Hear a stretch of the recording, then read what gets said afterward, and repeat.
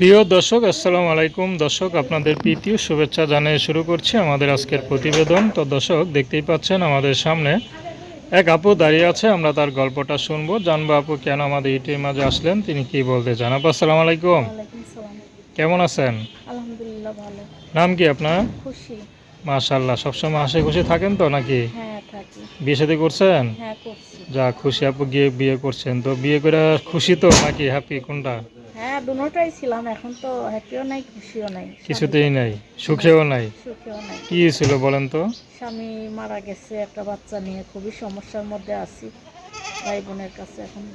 আচ্ছা আচ্ছা, মানে স্বামীটা মারা গেছে আর কি। হ্যাঁ। সংসার করছিলেন কত বছর? তাও 4 বছরের মতো। 4 বছরের মধ্যে, বেশি দিন তো হয় নাই। না। তো এইভাবে কিভাবে মারা গেল স্বামীটা? অসুস্থ ছিল। চিকিৎসা করাতেও করার নাই? করাইছি যতখানি সমর্থ ছিল। আচ্ছা, কি হয়েছিল? এমনি নেশা পানি করতো তো অসুস্থ হয়ে মারা গেছে। গাড়ি আচ্ছা, চালাইতো, গাড়ি চালাইলে তো নেশা একটু পানি নেশা করে। পানি করতেই হয় টুকটাক, যাই হোক হ্যাঁ। তার মনে হয় একটু বেশি ছিল আর কি। হ্যাঁ।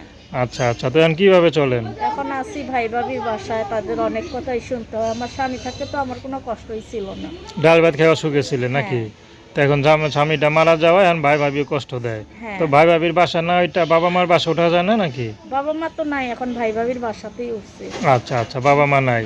তো ভাই ভাবি ঠিক মতো খাইতে দেয়? বাচ্চারে দুধ কিনা দেয়?